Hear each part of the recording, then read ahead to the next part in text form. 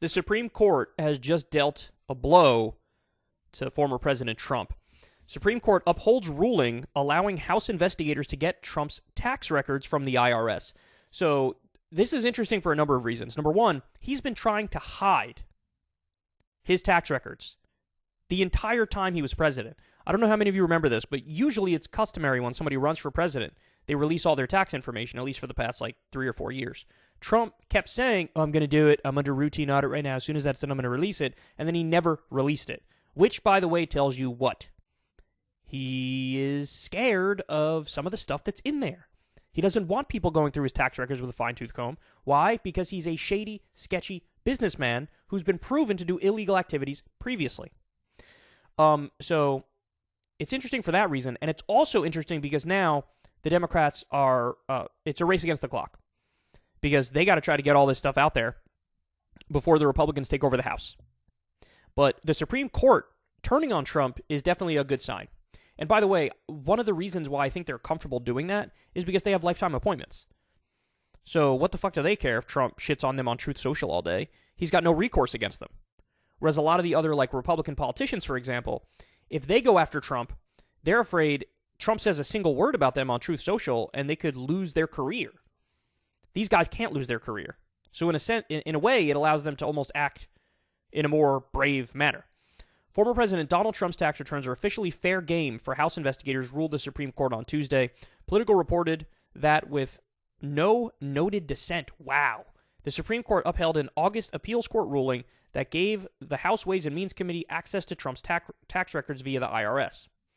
Kyle Cheney, who broke the news, noted that the move by the Supreme Court effectively cleared the way for congressional investigators to finally get their hands on Trump's long sought-after returns in what amounts to a significant win for lawmakers that brought to an end a 3-year court battle.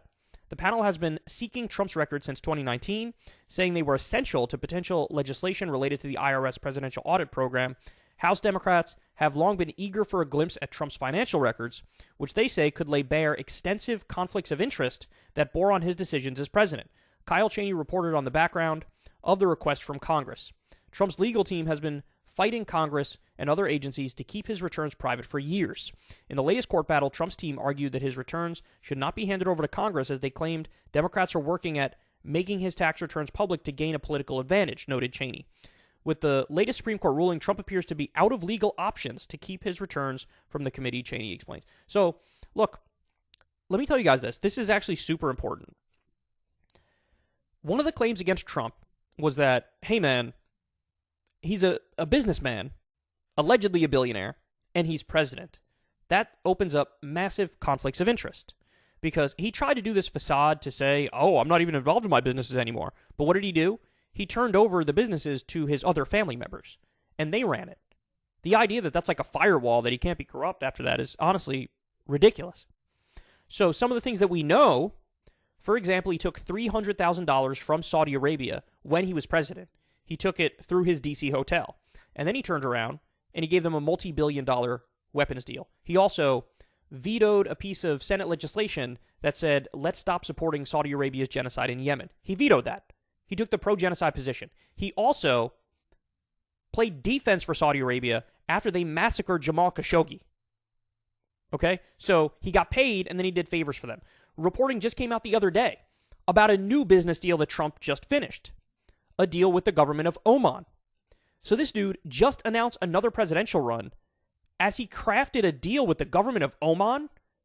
You can't do that. That's a massive conflict of interest. So now, if Trump becomes president again, he's got a direct business dealing with a foreign government. What's going to happen? He's going to do favors for that government. They're going to do favors for us. He's not going to be, making decisions based on what's good for the American people. He's going to have his business dealings in mind, and that's going to weigh on his decision-making. That's not allowed. How many times have I told you guys? Jimmy Carter had to sell his fucking peanut farm when he was president. Why? Because they were afraid, hey, a foreign government can give him money through his peanut farm and then he'd be corrupted by that foreign government. We can't have that. A U.S. president basically acting as a foreign agent. But Trump, I'm sure when he was president, was still taking money from everybody. All these different foreign governments, all these different foreign business people.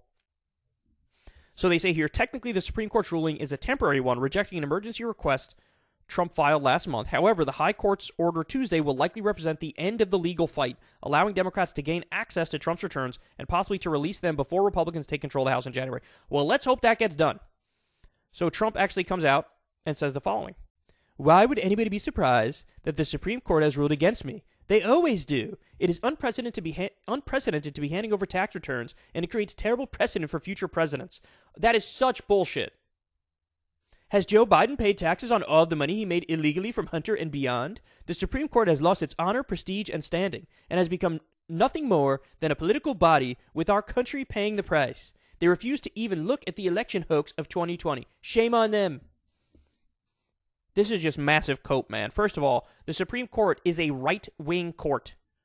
There is a solid right-wing majority. They just happen every now and then to stumble upon the right decision. And like I said, since they're lifetime appointments, sometimes they can be a little more principled than your run-of-the-mill Republican actors, right? But there has been, again, it's customary for people who run for president in the U.S. to release their tax returns. Everybody else does it. Trump has not done it. What are you hiding? We know what you're hiding. Deals with foreign governments that clouded your judgment, made you corrupt, gave you conflicts of interest. And yes, it's the same shit when he railed against Hillary Clinton for the Clinton Foundation. You know what, Don? You were right about that. You were right about that. That was a conflict of interest. They were taking money from foreign governments too, and they shouldn't have been. And it was criminal. It's also criminal when you do it. It's also criminal when Jared Kushner does it. He took $2 billion from Saudi Arabia. Trump now took probably over $100 million from Live Golf, which is the Saudi Arabian golf tour. So you're just as guilty as the Clintons were, except you're trying to hide it when you do it. Well, now all this stuff is about to come to light, and I can't wait for it. If you want to see me and Crystal Ball interview legends like Noam Chomsky, Cornel West, and more, subscribe to Crystal, Kyle, and Friends on Substack. $5 a month gets you the video version a day early. Remember, we take 0 ad dollars for this podcast.